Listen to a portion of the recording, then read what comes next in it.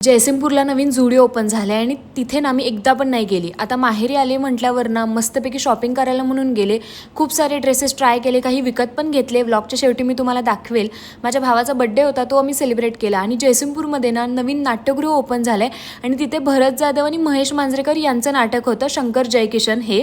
तर ते मला नाही वाटत अजून पुण्यात आलं आहे, पण जेव्हा तुम्हाला चान्स मिळेल ना तर ते नक्की बघा, कारण खूप जास्त इमोशनल आणि सुंदर नाटक आहे ते. दुसऱ्या दिवशी ना सकाळी लवकर उठून सगळी तयारी वगैरे करून ना मी आणि पार्थ पुण्याला यायला निघालो. आणि आता मी तुम्हाला दाखवते की मी काय काय शॉपिंग केली. इतकी सगळी शॉपिंग मी केली.